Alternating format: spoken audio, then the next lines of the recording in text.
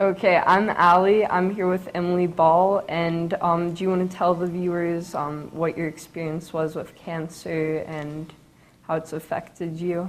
Um, I got cancer in the beginning of my senior year of high school. So I probably went to school for about 2 weeks, and then I was out until like March, very beginning of March, and even then I wasn't really caught up with everything, but I was able to graduate on time with my friends and my classmates, which was really good.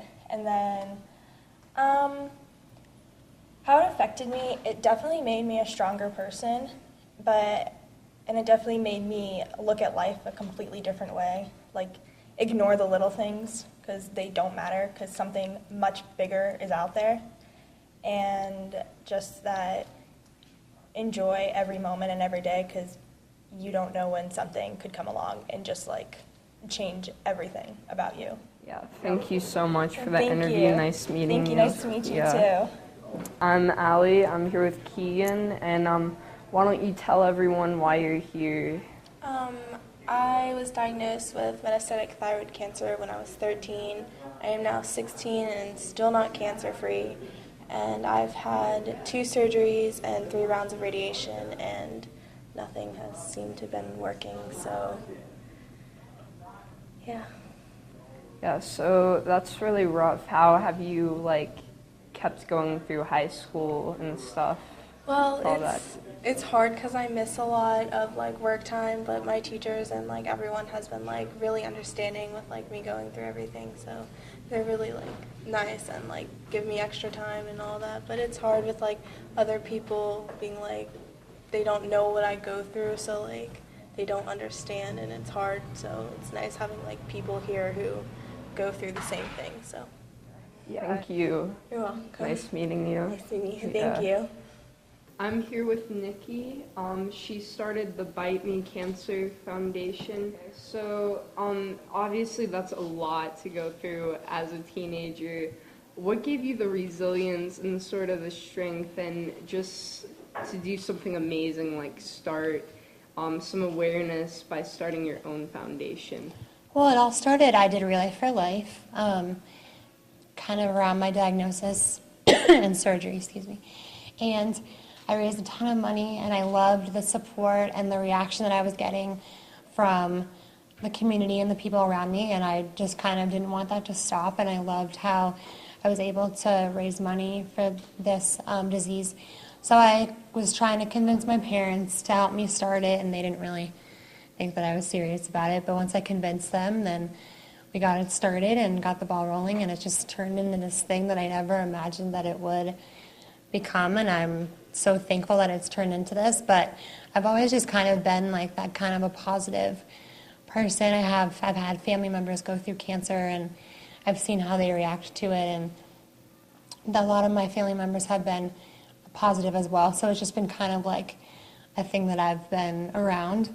So I love being positive, and I love how this foundation has given me a way to kind of cope with my own stuff that's happening to me. So Thank you so much. It was Thank really you. great meeting you. nice meeting you too. Yeah, thank you.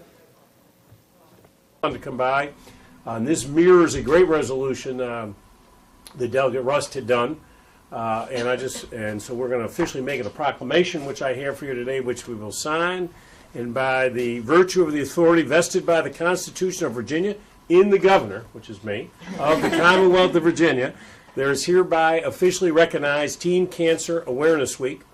Whereas the health and safety of all Virginians is essential to the happiness and well-being of the Commonwealth's families and communities, whereas cancer is the leading cause of disease-related death in the adolescent population, and whereas survival rates for adolescents with cancer have not improved in the last 30 years, and whereas many adolescent cancer survivors are isolated from their friends and family and have trouble readjusting to school and social settings, and whereas the determination and bravery with which these adolescent teens fight their battles against cancer should be recognized and commended, and whereas it is critical that those affected by teen cancer have access to quality, affordable care and that research of all forms of cancer continue to be vigorously supported.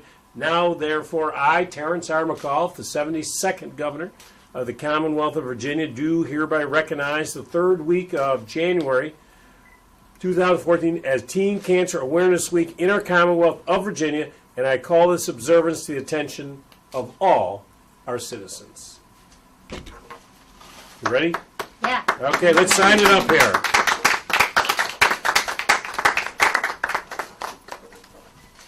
There you go. All right, and we're here with Governor Terry McAuliffe. Governor, thank you so much for being here with us. How do you want this week in January to be represented in schools and homes across the state? Well, I think if every school, we know that this awareness is going on, if every school in the third week could actually spend 2, 3, 4, 5 minutes talking about cancer awareness, that everybody has to take this very seriously, and that we need to make sure that we're having the right checkups and that people, if there are issues involved, they're dealing with those, that we're getting the correct diagnosis and treatment. But it's all about awareness. And for children to talk to their parents about it. I know that my children say to me all the time, make sure I'm getting my checkups, which sometimes as governor I sort of forget and I keep moving. But I think the awareness is not only for teen cancer, but also just the whole family, everybody and all your loved ones should think about this issue. All right, well, thank you very much for your Honored to be time. with Thanks you. for coming. Thank you. Thank you. Thanks, everybody. Thank you. Great to be with you, sir. Thank you.